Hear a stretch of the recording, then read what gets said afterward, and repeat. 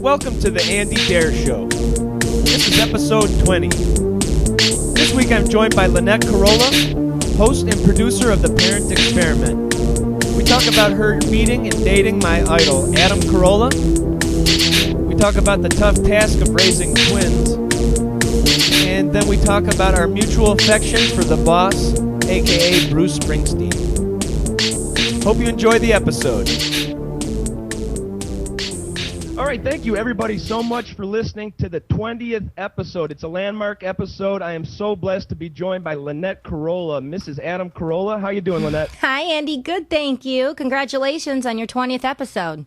Oh, thank you so much. Yeah, I've been having a blast just talking music with all sorts of people. Ace Broadcasting's been especially nice with letting me talk to some of their on-air talent, and y'all couldn't be nicer. So. Aw, would you like Adam? I'll get you Adam. Oh, I would love Adam. You know, I've been a fan of his since '95, as soon as he took over for Ricky Ratman on Loveline. So I've been a longtime fan. Got to finally meet him in March when he came to Chicago. Thanks to Giovanni. So. Oh, that's sweet. Well, I'll see if I can. I'm sure I can get him. You know, he's been busy, but he could surely spare a few minutes to talk to you. Yeah, we could talk like John Hyatt or, Elvis Costello, something that's up his alley that he's willing to rant about, you know? Sure. All right, so, I'd like to give you a few shout-outs. You said it's your first time ever guesting on a podcast. AdamCarolla.com is where you can find the whole Ace Broadcasting repertoire. And you've got your own show, The Parent Experiment. What day does that usually air on? Usually posts on Monday, every Monday, once a week. And I do it with my co-host, Stephanie Wilder-Taylor. She is an author, best-selling author. She wrote Sippy Cups Are Not for Chardonnay. And she was known as the boozy mom that got drunk raising her kids. And then she got sober. And now she's still writing books about it. And she's really funny, and we have a lot of interesting guests come on the show. We've had Andy Dick and Kevin Nealon and his wife, and experts, sleep experts. I mean, we no holds barred. We talk about everything and the good, the bad, and the ugly side of parenthood. So it's a lot of fun. Yeah, check it out. That's why I was interested into it, because, you know, it is a family and kids-oriented show. However, you guys really get into all sorts of, like, the seedy underbelly of parenting that not many people talk about, you know? Yeah, it's parental discretion advised, because, you don't want to have your kids... Yeah, we get into a lot of... Sometimes it gets pretty racy. Yeah. Awesome. And if my people want to follow you on Twitter, where can they find you at? Lynette Carolla. Awesome. And thank you so much for replying to my tweets and everything. Sure, no problem. All right, I'd like to get back in a little bit of the backstory with Lynette here. Where were you born, and what high school did you go to? I was born in Cleveland, Ohio, and I went to Valley Alternative High School in Van Nuys. And I was raised in Southern California. I grew up in the West Valley. When I was 7, my parents moved to California, so I pretty much grew up here. And Adam grew up in the East Valley, North Hollywood. I grew up Canoga Park in the hood. In the hood, nice. Yes. How about your first meeting with Adam and maybe your first date? I worked in the entertainment industry. I was working for a television company, and they were looking to produce Adam's Loveline show, the radio show, for MTV. They wanted it, not for MTV, sorry. They wanted to syndicate it on Fox television stations across the country, and they did a pilot of the show, and I didn't know who Adam was, except I did listen to K-Rock, Kevin and Bean in the morning, and I knew who Mr. Burcham was, and I really thought Mr. Burcham was a character that Adam did in the morning, and he's a shop teacher, and honest to God, I thought he was real. I didn't know he was a comedian doing a character, and I thought Jimmy the Sports Guy really did live with his mom in the basement. So I saw he did the pilot for our company, and then I ran into him at a happy hour night. K-Rock was doing a happy hour night, and my girlfriend and I got off work. We said, let's go. I was 25 years old. We said, let's go have drinks and go meet Kevin and Bean and hang out. We went there, and nobody was there. The place was empty, and there was 2 guys sitting in a corner. And I said to the waitress, I said, well, I thought this was like Kevin and Bean night. And they said, yeah, well, Kevin and Bean don't come, but we have Jimmy the Sports Guy, which is Jimmy Kimmel, and we have Mr. Burcham. And I said, Mr. Burcham? In the corner over there. And I went over there and I said, "Oh, you're Adam Carolla. I saw your pilot. You did a pilot for my company, the Loveline pilot." And he said, "Oh, I never seen it. I didn't see it." And I thought it was odd that this guy who's a struggling comedian never saw his pilot. Like, who does that? And and then I started talking to him, and I don't know if you know, but Adam in real life, when you talk to him, he's kind of on a speed of, on the radio he's at level 10, but in real life he kind of talks at like a level 5. He's very low energy, and he looks down, and he doesn't make eye contact, and he's kind of quiet and shy. And I said, "Really?" Yes. And I said, are you tired? Are you okay?" And I'm drinking, and I'm like talking to his ear off, and I said, "Are you okay? Are you tired?" And he goes, "No, that's just how I usually am." And I said, "Oh, okay." And he goes, "Yeah, are you a single gal?" And I said, "Yeah." And he said, I'd like to see that tape sometime. Maybe we could get together." And he gave me his phone number, and he was very proper. He came on a date, picked me up at my house, took me out to dinner, and was very sweet. And then on our second date, he said, I don't know about you, but I'm not the kind of guy that likes to date a lot of women. I only date one girl at a time. But if you like to date a lot of men at a time, that's fine, but I won't date you." So that is sort of cute. Yeah. Very I think cute. he was nervous. Maybe that's why he was looking down and quiet. Yeah, I guess, yeah. But no, Adam he can be kind of shy. I think he has Asperger. That's my opinion. All right, yeah, that's sort of a adorable story. This guy who's so outgoing and manly, and then when he finds true love, he's kind of looking down, kind of soft spoken, doesn't know what to do. Right. Yeah, he's very sweet. Yeah. I do like that. And then you guys, so are we talking like 1996 or December 7th, 1995 is when I met him. Wow. Huh. 95. I was 25 years old, yeah. And the rest is history. And it was refreshing because I was a girl working in the entertainment industry and, meeting agents and producers and just scumbags that want to go out and bang chicks left and right and not have a relationship. And Adam was like a breath of fresh air. I don't want to go out with anybody else. I only date one girl at a time. And I was like, wow, okay, cheer for me. That's crazy because a couple years later he'd be in the Man Show, with all these ladies all around him all the time. Yes. But yeah, at the time I thought this guy must have been the biggest player. But now that I'm hearing about it through different sources and stuff, and straight from you, mm-hmm. he really wasn't that guy at all. That was more showbiz than anything. It is show, but I'll tell you, those juggies, Jimmy and Adam really were not into the juggies. They didn't, it was all for show kind of thing. I mean, when the cameras were off and they had to I hated it because they had to travel with the juggies. They were going to Jamaica, and I'm back at home and they're like, in this beautiful casa on the beach with the juggies drinking margaritas and stuff. But honestly, they didn't like hanging out with the juggies.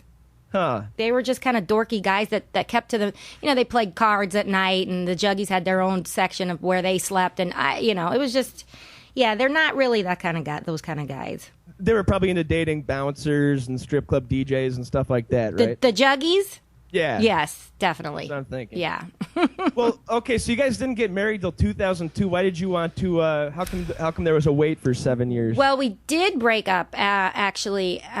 Let's see. We got engaged, 4 years into our relationship, and then, because I was putting the pressure on him, and he just started doing, it was season 2 of Man Show, and he was doing Loveline on MTV, and he had a long talk with Drew, and he said, I've never had women come after me before, and now I'm making it. I'm a celebrity. I'm on 2 shows on cable. I got chicks coming at me and showing me their breasts and stuff, and I'm going to get married. And Drew said, no, you shouldn't. You should feel what life is like in this time of your life as a single man, and and then you'll see if you're ready for marriage. And that's what he did. He came home, he broke up with me, he said he wasn't ready, and then he went off and was single doing season 2 of the Man Show and Loveline. He dated a model, I think, for a brief second, and then 9 months later he called me and said, what are you doing on Friday night? I said, nothing, with my broken heart. And he said, how about I come over and bring some food and we'll watch Boy Meets World, the ABC lineup on a Friday night. TGIF, yeah. You like this TGIF. I have heard that. Right? Yes. Yeah. So TGIF got us back together. He came over and that was it. And then once again, adorable. Yeah.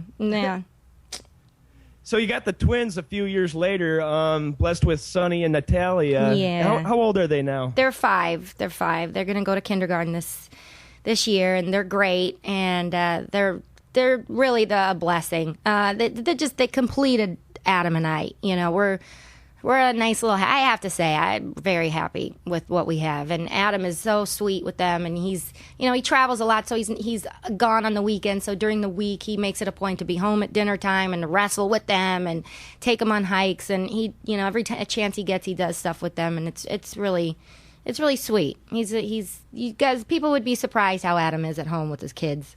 He's a goofball. How about what kind of activities are the kids up to this summer?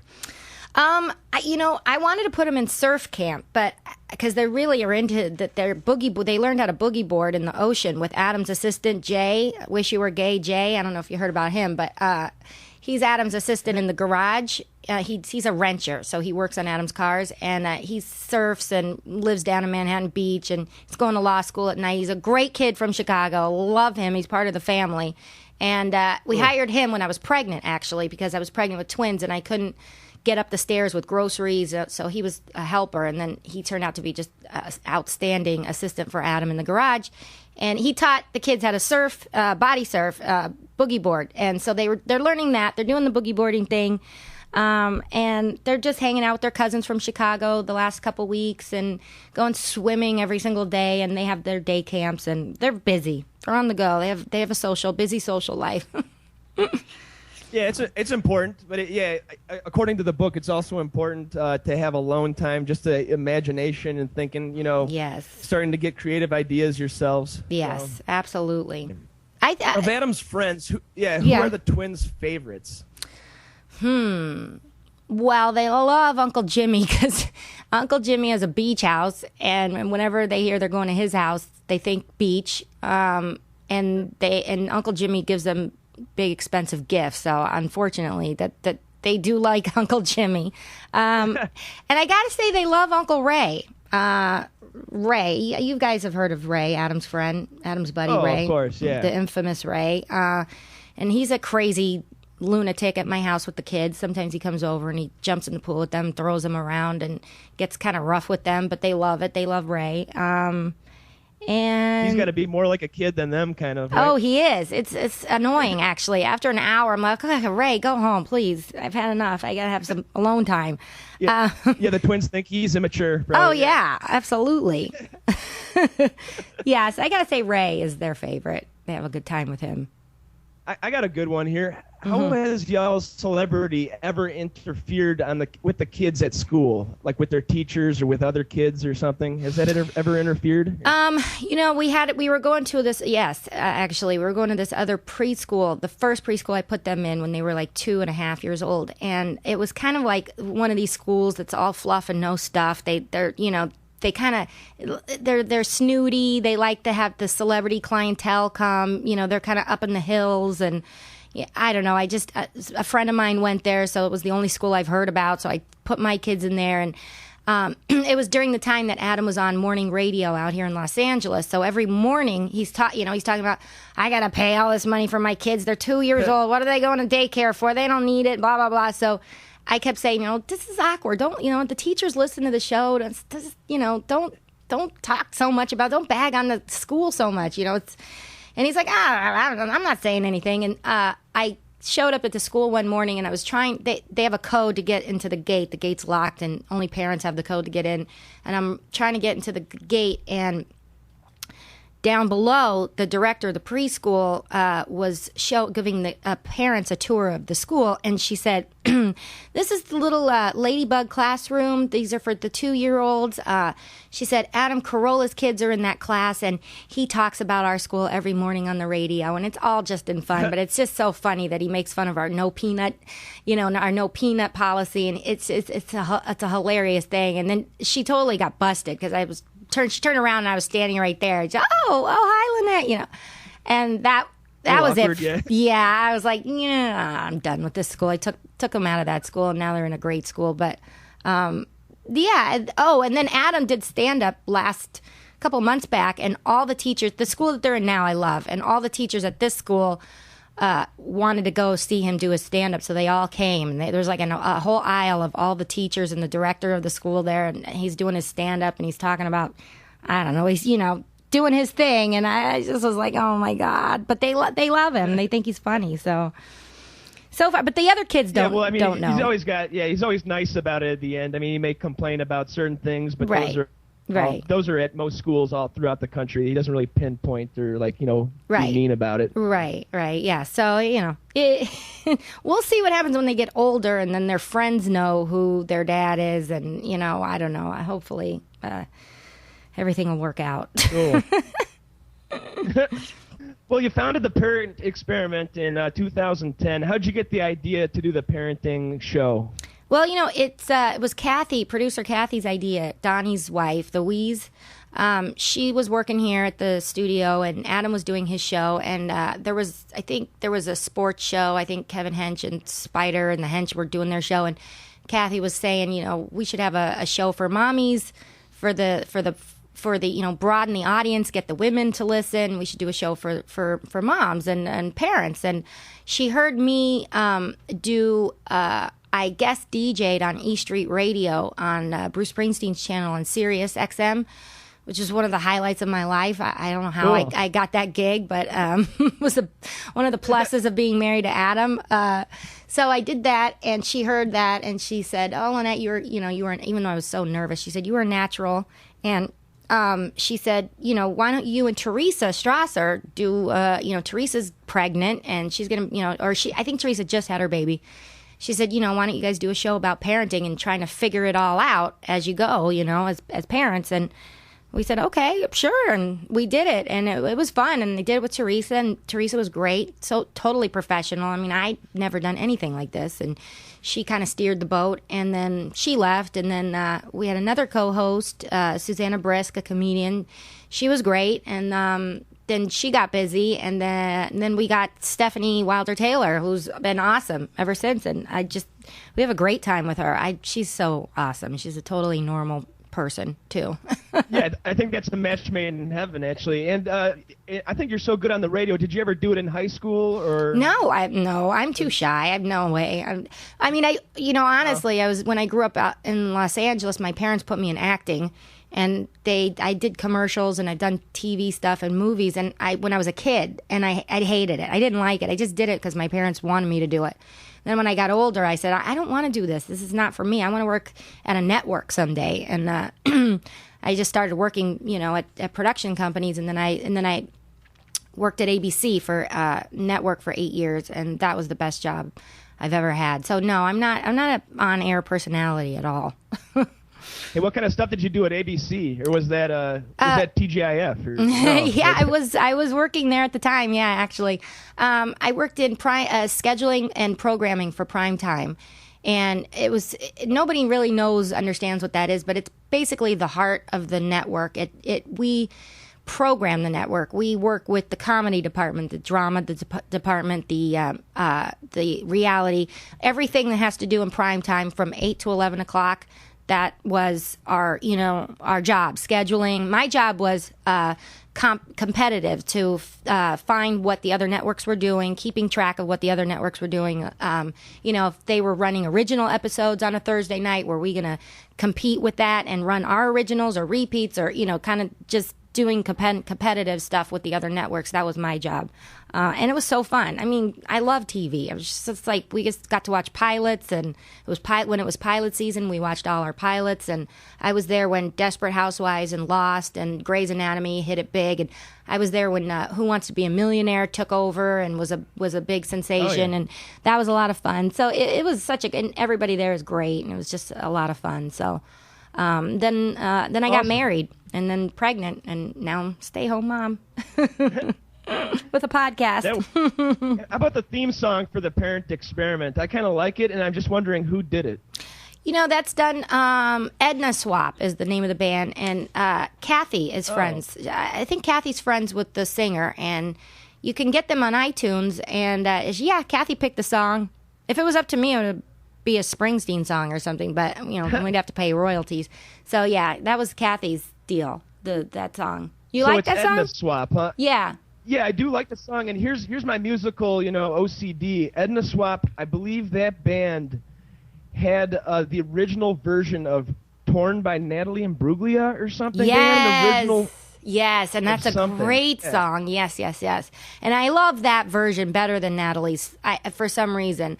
You're right. You're right. I don't know how I pulled that out, but I pulled it out somewhere. And yeah, I do remember that song. I did like Natalie Imbruglia's cute, and I remember hearing that band name Edna Swap way back, 98 or something. I just pulled it out. So wow, good for you. So Andy, you're obviously a big music guy. Do you exactly? Who's your favorite bands? Well, basically, I grew up with music. My dad would take me to the same record store, which is actually closing its doors after 28 years of business in Westmont here. It's Remember When Records, and he would take me in the stroller. A good story. He took the day that he got married. He actually he went to the same record store that's closing now. Mm-hmm. I grew up there pretty much, going every weekend. Then I worked there after high school for 3 years. It's a mom and pop with record, vinyl. I love it. All the good stuff. Yeah, that's great. And started having my own bands and stuff around 95 when I was 12. So just got into playing, playing small shows, recording in small studios. Then about a couple years ago, I just got burnt out on, having bands, firing people, hiring people, going on Craigslist, looking for new singers, doing all that stuff. So I just realized I'm more of a fan of actually following bands' stories and learning what makes them tick and stuff like that. So I said, how about I just make my own show? How about we just talk about music?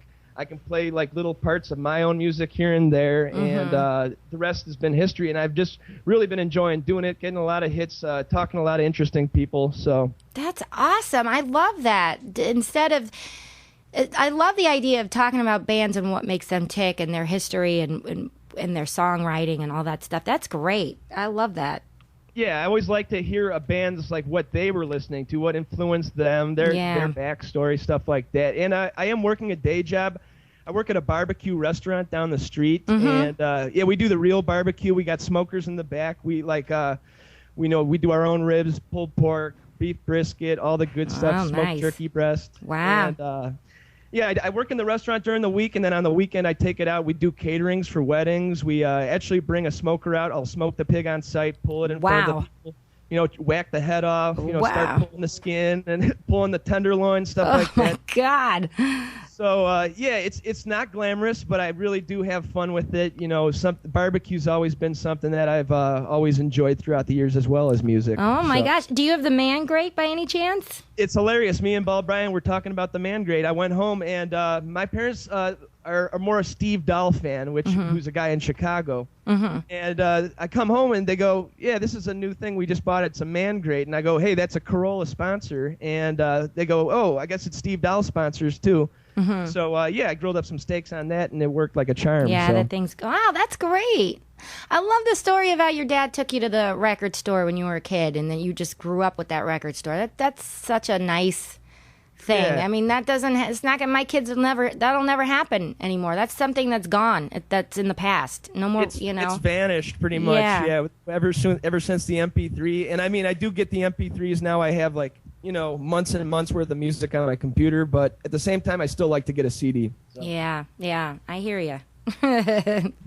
But that's why I like talking to all these bands, because they all remember the same world as you. You wait for Tuesday to show up, then you go buy the band's album, and then you look in the booklet, you look for a fan club address or something like that. You send a self-stamped envelope to them and get their info. Oh my God, that was me. I mean, I grew up loving music and bands, and I remember going to the record store and buying the albums, and I used to put the albums up on my wall. I remember what I had. The Go-Go's was one of my favorite albums. Nice. I had the Go-Go's up there. I had Van Halen, Journey. I remember Men at Work at one point was up there, unfortunately. But yeah, I used to do that. And then I remember when they would come to town, as soon as I was old enough to go to a concert, getting a wristband. Just my friends would camp out overnight at the record store to get a wristband to buy the tickets to the concert. And but I wasn't allowed to do that. So my friends would get there and then I'd show up in the morning. We'd wait in the hot heat, sun, and try and get a good seat and the lottery and all that kind of stuff. And it was just, it was fun though. It was fun.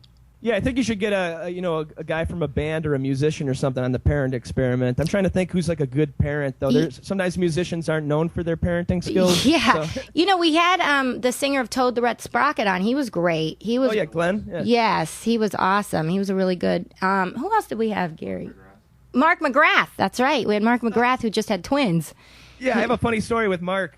This weekend he was playing at the Lincoln Park Zoo, and I was tweeting him back and forth. Mm-hmm. And I asked him.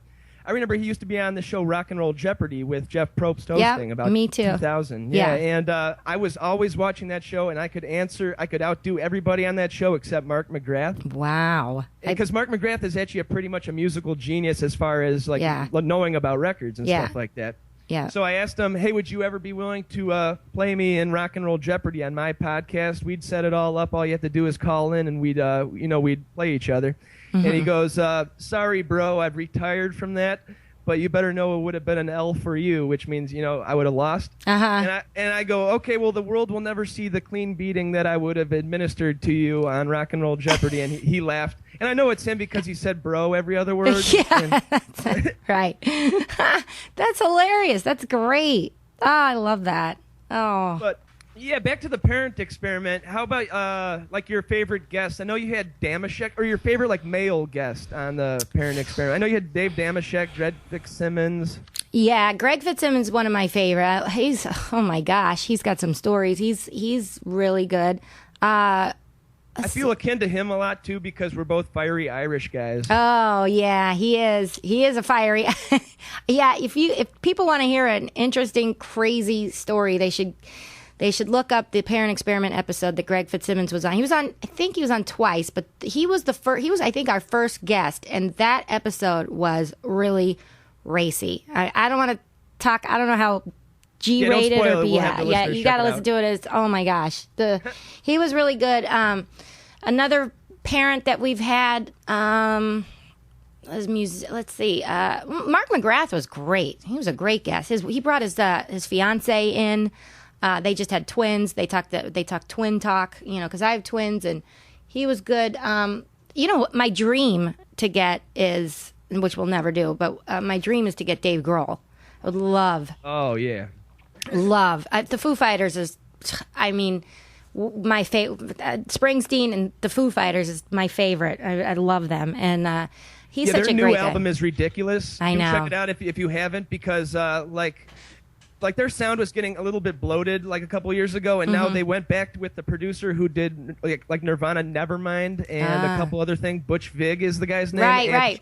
He took it to their garage and recorded them in their garage, and it's just a return to form. And it's just, I've been mowing the lawn listening to it every time I mow the lawn this summer. So. Really? Oh, I gotta get it. I haven't. I've heard the new song, but I haven't downloaded it. I gotta get it. Yeah, because I love the Foo Fighters, and I wanted my nephews to see them. They played a K-Rock Weenie Roast years ago, and it was one of my nephew's first concert. And I said, for your first concert, you're going to see the Foo Fighters. That's going to be your first. And now they're 20. This was when they were 14.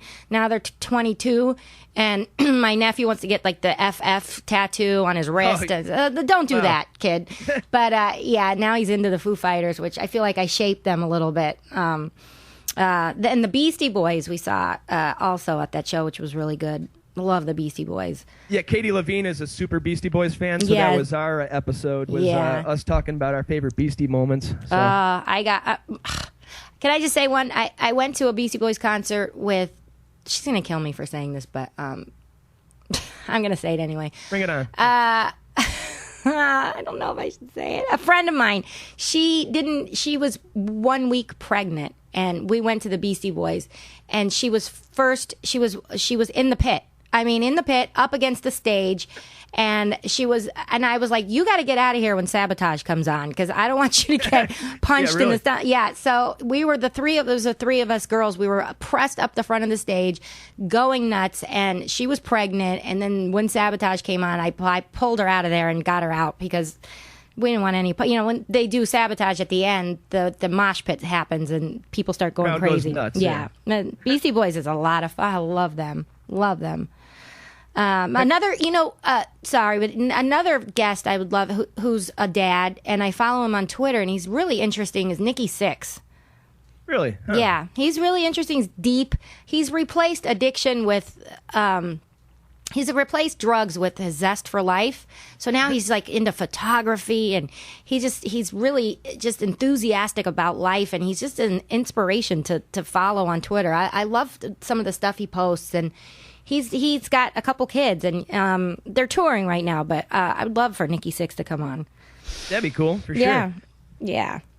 How do you feel about the advent of podcasting and like all the social network sites? A lot of people think it's negative, but I think it's a positive. I mean, I wouldn't really have been able to hook up with you or hook up with Ace Broadcasting as easily. So yeah, I mean, it's just a new day and age. It's this whole podcasting and social networking, and I mean, the fact that you can watch TV. I sit there and watch The Bachelorette or the New York Housewives, and get on Twitter and just in live time read what other people are. It's like watching TV with your friends, But yeah, the podcasting thing is interesting, and I'm glad Adam started this and is doing it, and he is too. And it's just and the more the merrier. A lot of people are on doing the podcasting thing, and I think it's great. And the good ones shine, and it's interesting to find like, what are you listening to? Oh, I've never heard of that show. Well, I'll download it and listen to it. It's just word of mouth, and it's you don't have to rely on a corporation anymore. People are doing their own thing, and that's what's nice. Yeah, it's true. It's cutting out the middlemen. You get to know like the true secrets behind your favorite celebrities, and that's what I like about it. Yeah, I mean, where can you? One of my favorite shows of Adam's is when he interviewed Sammy Hagar. Now, I'm not a big Sammy Hagar fan. I mean, I like Van Halen, but he sat down and interviewed Hagar for an hour, and it was interesting. And when do you ever get to hear a celebrity being interviewed, non-interruption, no commercial breaks, raw, one-on-one like that? I mean, there's no other medium that does that, and it's nice that do it yourself.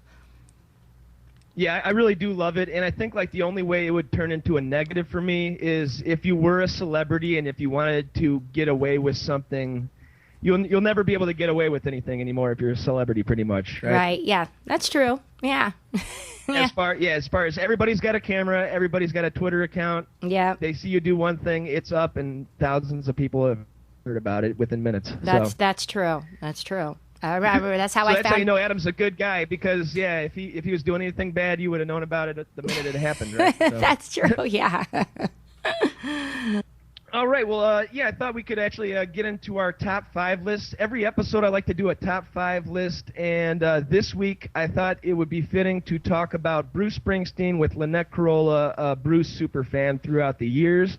And, I thought we'd talk our top 5 songs. I was going to do top 5 albums, but sometimes with the albums, everybody likes the same, same couple ones. Right. So I thought with top 5 songs, there's really like hundreds and hundreds, such a deep catalog to choose from. And I thought it would be an interesting discussion here. Yeah. I told Bob Bryan I kind of nicked the formula of the Film Vault kind of by doing top 5 lists. Right. And he said, thanks for sticking up for me, because he said Anderson said they would run out of ideas within a couple months, but I think a top 5 list is so broad you could go on and on. Oh, for 10 years without, absolutely. Yeah, I love it. I love a list. I think it's great. Yeah. I remember when Damashek used to do the jerk list on Adam's show. I love it. Yeah, it was funny. It was good till Jimmy made him change it to the jerk. No, hold on. It was the jerk report. Sorry, it was the jerk report, and then Jimmy had him change it to the jerk list. Because, like you said, lists are better, clean and concise. A lot of people don't know about Damashek is that he knows a lot about indie music, and he might be on the show like later this summer or fall. We're going to talk vintage REM records. He knows a lot about that stuff. So. I didn't know he was an REM fan. Yeah, he's not just a football fan, So. Oh, I didn't know he likes music. I did think he was just a sports guy. Yeah, Katie Levine didn't even know either. She's like, oh, I would have talked to him about, Pavement or REM or Built to Spill. He likes all these weird 90s indie bands that not a lot of people know about. So. Interesting. Hey, let me ask, speaking of weird indie bands, Andy, have you ever heard of the band Stick Kitty from way back? Skip Kitty, huh? Stick Kitty? Yeah. It was this indie doesn't band. ring a bell? No, okay. It was, they were like big for a second in Los Angeles when Pearl Jam and Nirvana came on the scene, and they were so good. And I Googled them. I can't find them. I mean, they're like, they had an album, and now I can't find it. So I don't know how to look for it, but I'll do some research, and I'll do some research, I'll try to find some stuff about them though. Okay. If any of your listeners know anything, tweet me, Lynette Carolla. Cool. Awesome. Okay. So I'm going to start off with my number 5 Bruce Springsteen song of all time, according to Andy Dare. This is number 5 is "Prove It All Night." Interesting. Okay. That is off Darkness on the Edge of Town. I think that might be my favorite Springsteen album, just because recently I watched the movie The Making of the Darkness on the Edge of Town. Have you been able to see that, Lynette? Oh, yes. Yes, I have. Yeah, it was a great little documentary. I think it came out about around Christmas time, because they kind of blew out The Darkness on the Edge of Town and included a whole bunch of rarities that hadn't been heard. Mm-hmm. But that album's awesome just because it was right after Born to Run. He took I think 2.5, 3 years off, and back in those days, if you did that, you pretty much fell off the face of the earth.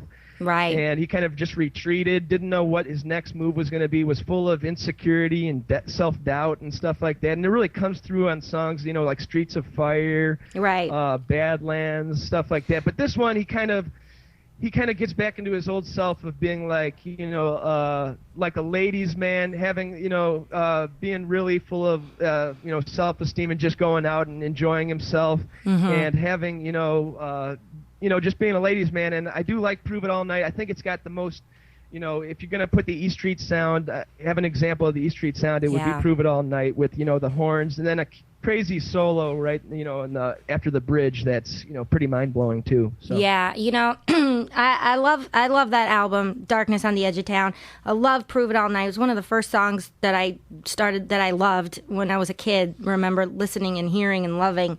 That album is just a masterpiece to me. The first lyrics are "working real hard just to get my ass clean" or something. And I have heard Adam talk about how Springsteen's lyrics aren't deep, but if you go back and listen to it with a really discerning ear, I think as far as me, I think he's the number 2 American songwriter of all time. I'd put Dylan ahead of him just because he had a bigger body of work. Right. But I think Springsteen's right up there with number 2, my favorite American songwriter. So. Honest, to me, he's more than a songwriter.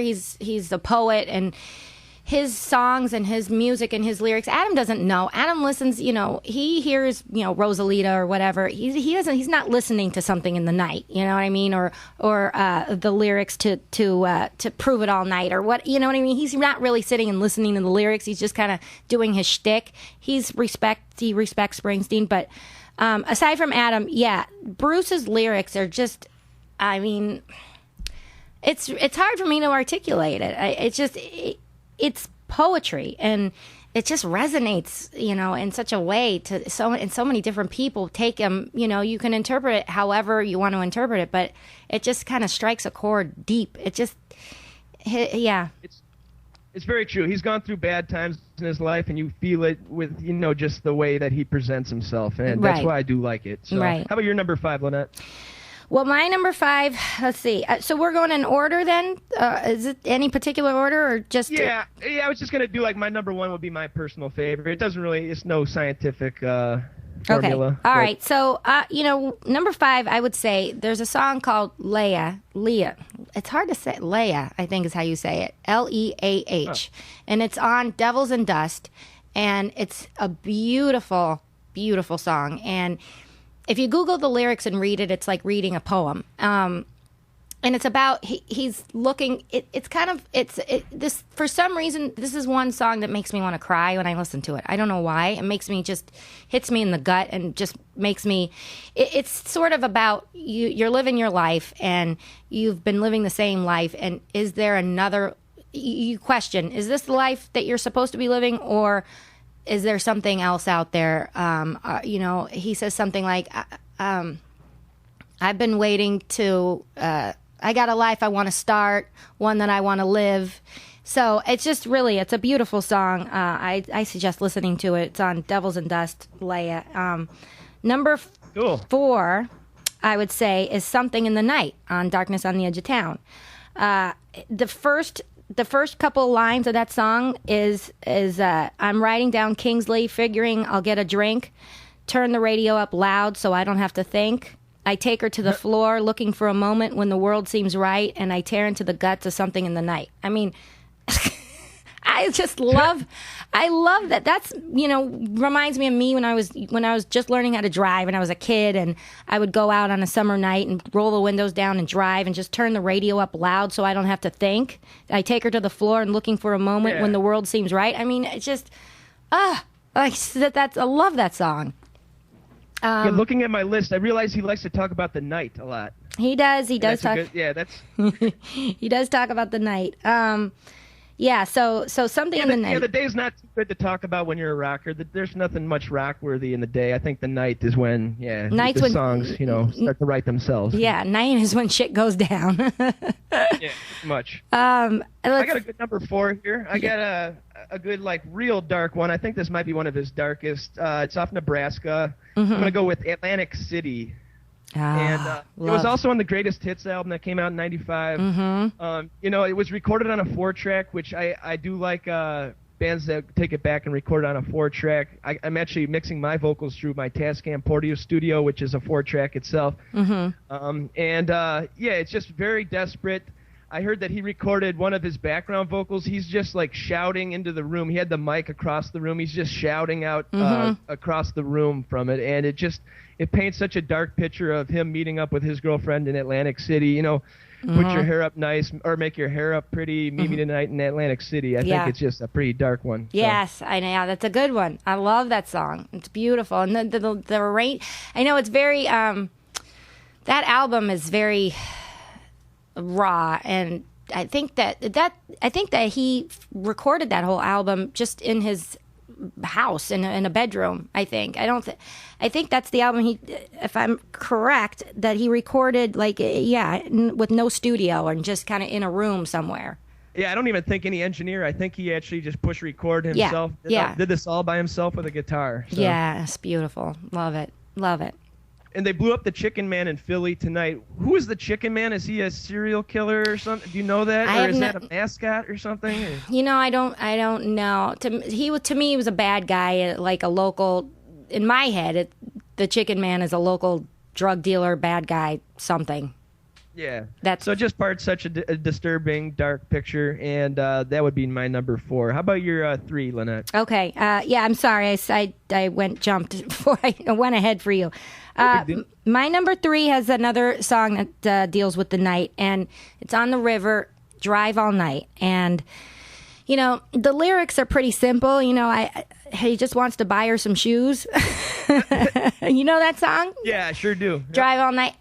One of my absolute favorite Springsteen songs, because when he sings that song, the emotion that he puts into it, and when he gets to the end of the song, it starts out slow and with the piano, and then it builds, and he's singing gently, and then it gets more and more intense, and then towards the end it just builds into a crescendo, and it's like when he starts singing Heart and Soul, when he's just going Heart and Soul. I mean, it's just like, again, it gets me in my gut. What I do on a Saturday night when Adam's out of town, I'll have my girlfriend Jody over, who's a Springsteen fan, and we'll put YouTube and we'll watch different versions of some of our songs that we like, and that's one of them. And we'll watch him do it in concert. And if you go on YouTube and see him do that performance, Drive All Night, when he did The River at Madison Square Garden back in 2009, he did the whole album from beginning to end. Nice. Which is a double. It was like the whole night. I mean, it was a double album. So, he did it he did the River album from beginning to end. And when he sang that that particular song, you could just feel the emotion. And then he turns to Clarence and he says, "See," and he yells for Clarence for his sax, because Clarence's sax comes in at the end of the song. And it's just so moody and it's just so great. It's just so, the lyrics, like I said, they're pretty simple, but his emotion and the music and Clarence's sax at the end really just kind of pulls it together. And he just wants to buy her some shoes. He's a mastermind of building up the crescendos. And I think Clarence, he was like such an ingredient that was never even like mimicked in other bands, which makes them so original. Right. And obviously this episode's dedicated to his memory. We'll miss the big guy for sure. Yes, absolutely. I'll give you a little insight. I'm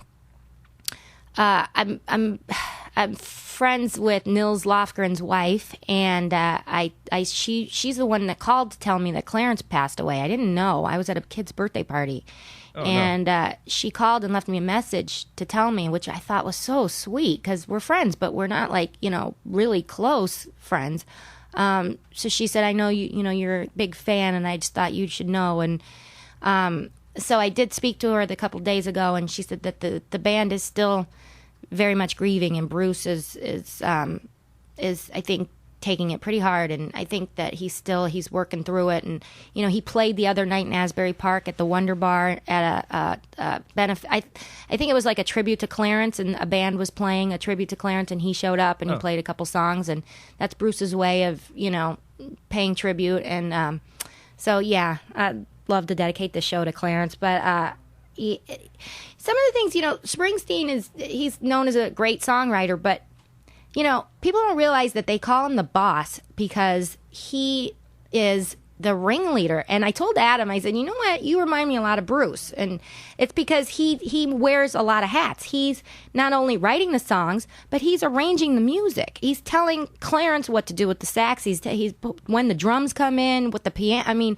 He works together with the E Street Band as a collaboration, but that he's the arrangement guy, and he arranges the music, and he's doing everything, and that's why he's the boss. He wears a lot of hats, and that's why I love him so much. I know he gets a lot of credit, but he's just an amazing musician all around. And that really comes out on The Darkness on the Edge of the Town, the documentary. Yes. You see everybody like coming to Bruce. Right. Like, what should we do here? And it's just him, closing his eyes, listening to the playback and seeing what should happen. Like, he truly was the boss in that way. Yeah, so. I loved when he yelled at Max, "Stick!"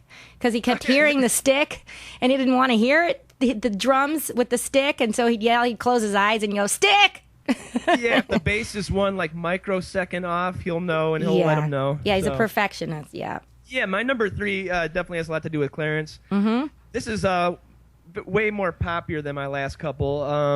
Some people don't like this song. I think it's the most poppy-ish of the Bruce over, and I would go with "Hungry Heart." Oh, I love "Hungry Heart." I love it. Yeah, I think it's one of the most classic melodies. Mm-hmm. I grew up in the 80s. I remember "Hungry Heart" just pumping out of, like, when my parents would go to bars and I would just stand by the video games or, Mm-hmm. pick someone off the jukebox. But yeah, that song's pretty iconic. Mm-hmm. And we took what we had and we ripped it apart. That's a good lyric. Mm-hmm. Mm-hmm. It's a great song. Love. It's romantic, and Mm-hmm. it's not even really about love. It's just, about, like, youth, and that's what I enjoy about it. So, it's funny. My kids listen to Bruce constantly, and I'm worried one day they're going to go, enough Bruce. But they said they were listening to "Hungry Heart," and Natalia, my daughter, she goes, "He's got a wife and kids in Baltimore." "What's Baltimore?" I said, "That's a city."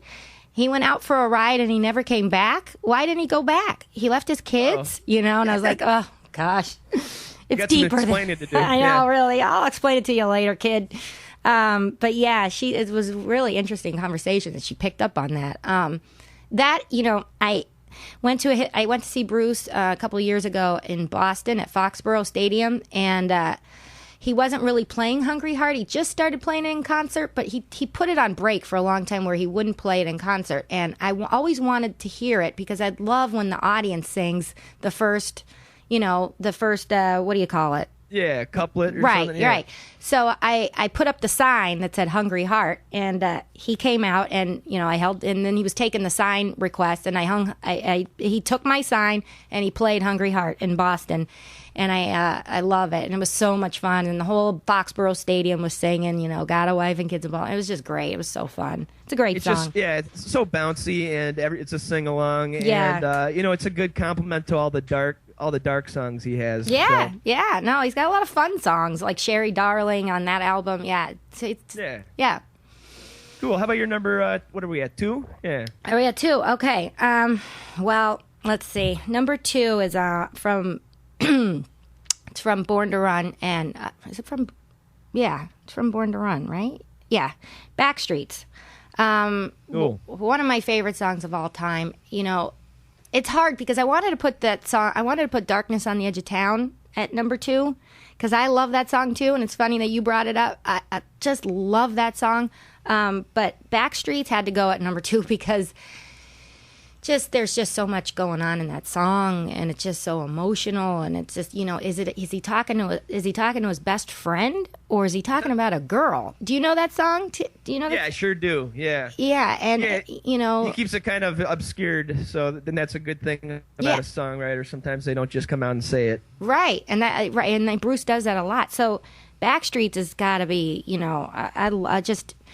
it's just got a lot of emotion, and it just to me it tells a story. It's like a cinema. It's like I can close my eyes and picture like a play or a cinema of hanging out in the back streets, and people doing bad things in the alley, and just you're like an angel on my chest. It's just so it's got a lot of emotion. I'm trying to think of some of the lyrics, but now this Backstreets. Yeah, what I like about it is like it captures emotions, but it's also real manly at the same time. And like, I don't know, rockers these days they're not very manly. I mean, does anybody think the Strokes are manly? No, or, I agree. Like Kings of Leon, I don't think so. No, I agree. I just think that he was rugged. He was an individualist, and he was original, and he was still in touch with his emotions at the same time. I think that's something that we're missing in the 2000s. Yeah, you're absolutely right. Absolutely. And when he would perform Backstreets in 1978 on the 78 tour,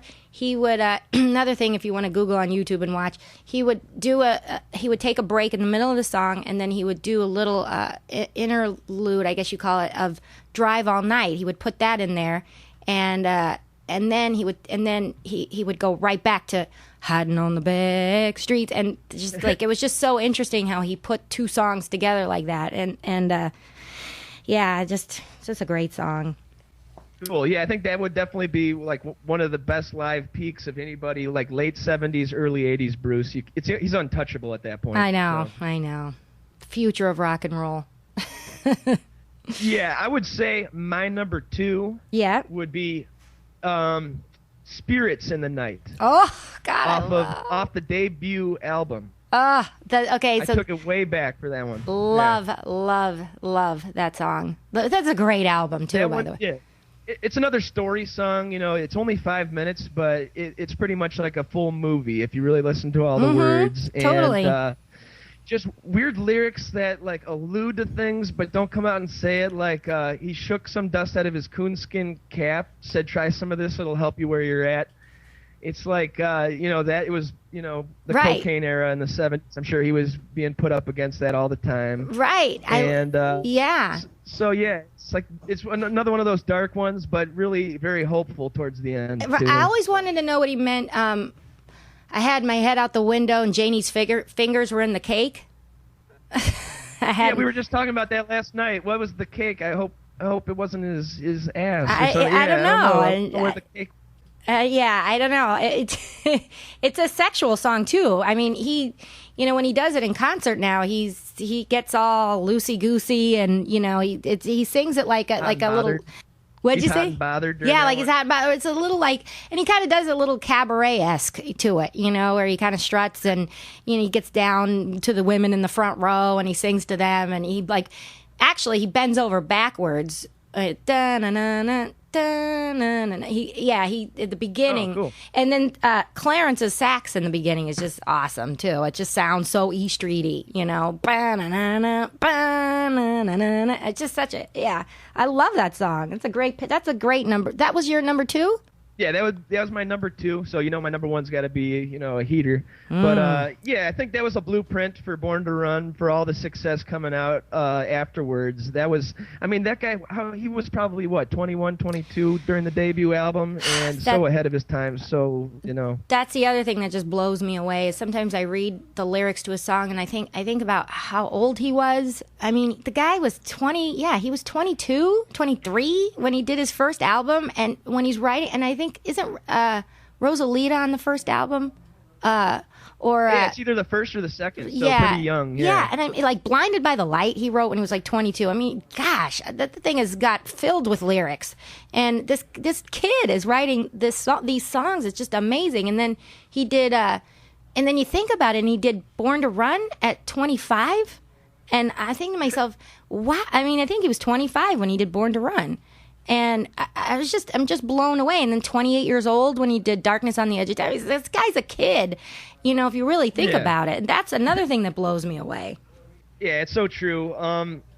But I don't know how he was so accustomed to these dark lyrics at such a young age. I haven't really read too much about his biography as far as his childhood. Mm-hmm. But he must have seen and gone through a whole bunch by the time of that early age, where he was, able to put it on a pad and paper or a pad and pen, So. Yeah, no, he's very gifted. I know he was brought up Catholic and went to Catholic schools, and he didn't get along with his dad, and he was close to his mom, and it's just how this young kid just came up with all these lyrics, and just the arrangements of music is just incredible. Blows me away. Yeah, we have the Catholic thing in common. So, there is some, darkness to it, with, self-doubt, not believing in yourself, kind of. That can be a Catholic thing. So, yeah, I wouldn't be surprised if that had some influence on it. But, right. How about your number 2, Lynette? My number 2. Are we at number 1? We're at number 1. Yeah, we're at number 1, right? Yeah, we're at number 1. All right. Well, I hate that. I know it's going to sound a little cliche, but my number 1 is Thunder Road. You can't go wrong with that song. It has everything in it. It's romantic. It's got the sax. It's got another one that just kind of builds to a crescendo and tells a story. You can close your eyes and just picture what he's talking about, and just kind of relates to everybody. And it's such a beautiful song, just such a beautiful song. And when he does it live in concert, I cry. I can't help but cry. I get the chills, and when everybody's singing, and one of the best lyrics in "You Ain't a Beauty, but Hey, You're All Right." Just so I don't know. I just love it. Just such a great song. Lyrics just tells a story. It sounds like he said it in one of his documentaries. It sounds like an invitation. The first few, the harmonica in the beginning, it's like an invitation. This is an invitation. Let's go explore the world. Let's go figure all this out, and the screen door slams, and Mary's dress sways, and like a vision, it just telling another storytelling. It's just such a classic song. It's a beautiful song. There's so many details, and Thunder Road and Bruce in general, I think it's uniquely American in a way that I don't think in Europe they want to just get in their car and drive. I think that's an American thing. You're right. When you're bummed, you just want to get in your car and pump music and drive. They right. don't do that in Africa. They don't do that in Asia. It's America, That's right.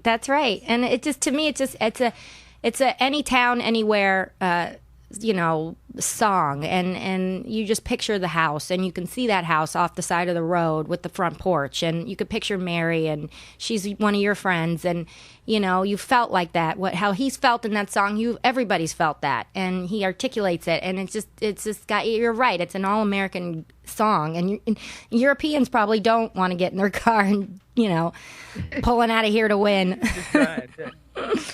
Go on the Autobahn and right. No, I think if you're American and you can't relate there's something wrong with your head, because Yeah. I think it's just something that's so basic that he tapped into that you'd be crazy not to relate somehow. Exactly. And, that's what going back to Adam, and he makes fun of, he respects Bruce and everything, but, because he likes John Hyatt, and John Hyatt didn't get as big as Bruce. That's his little chip on his shoulder. So he hears Thunder Road a lot because that's one of my favorite songs. I tell him I want that song played at my funeral, And so to him, when he starts to talk about Bruce, that song comes in his head like, I'm pulling out of here to win, all right, just.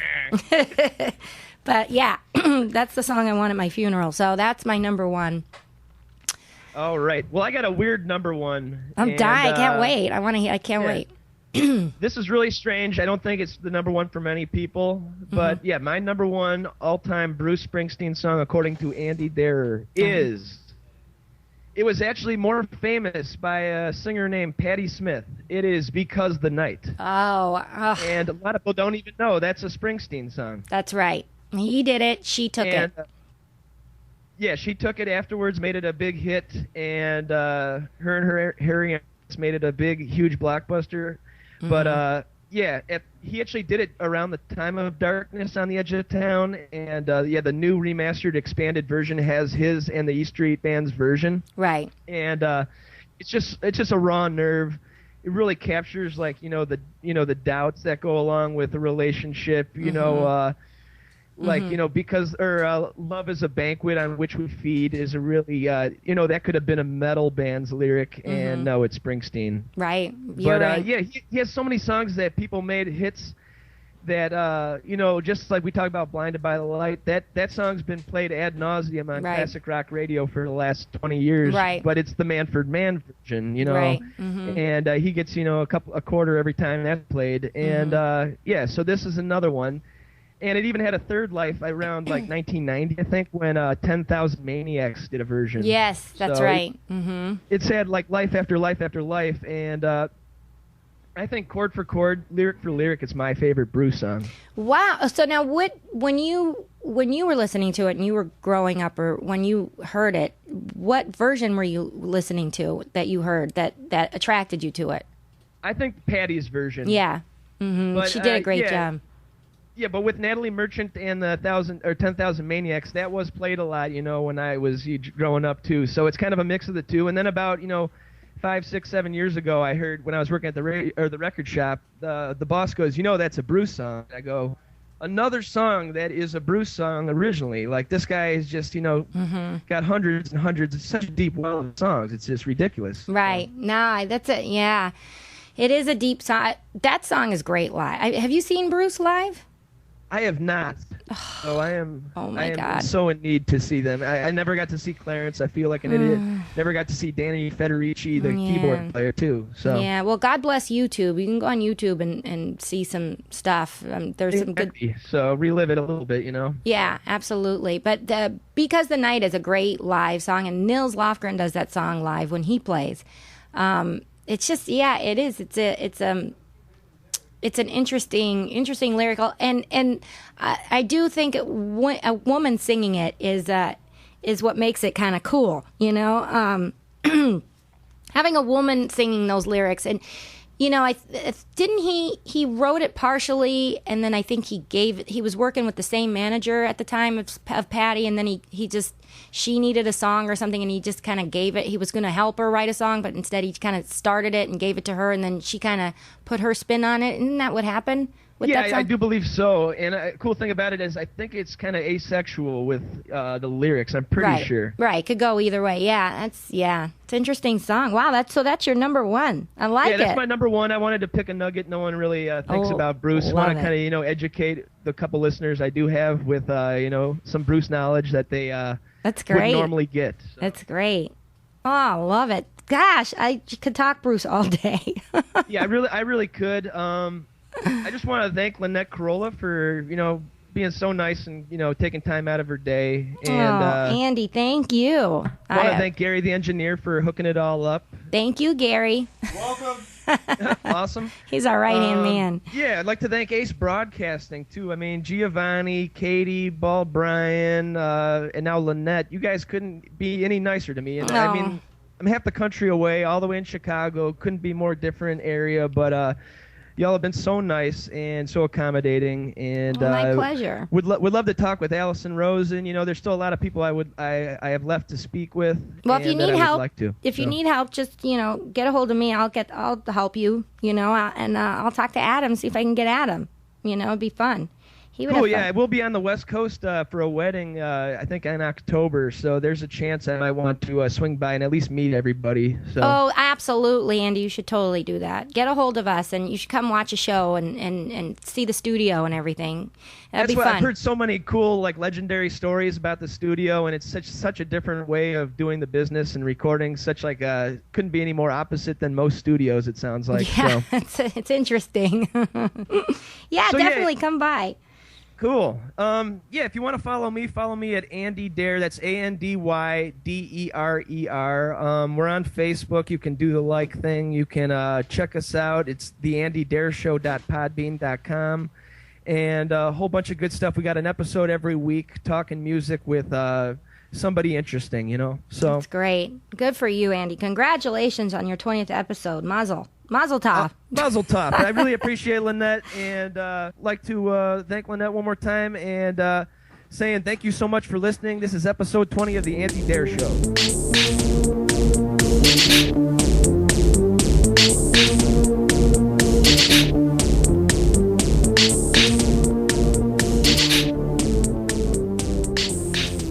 This little ditty is dedicated to Clarence Clemens, the big guy. Rest in peace. Take me now, baby, here as I am. Hold me close, try and understand. I work all day in the hot sun. Stay with me till the morning comes.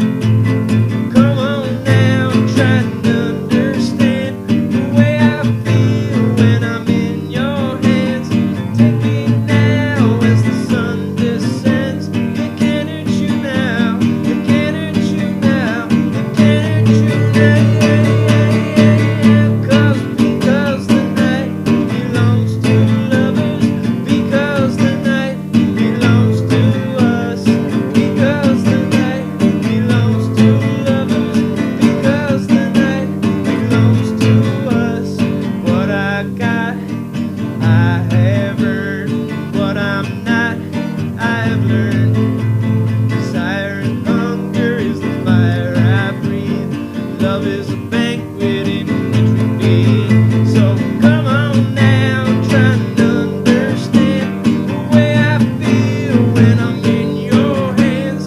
Take me now as the sun descends. It can't hurt you now, it can't hurt you now, it can't hurt you now. Because the night belongs to lovers, because the night belongs to us, because the night belongs to lovers, because the night belongs to us.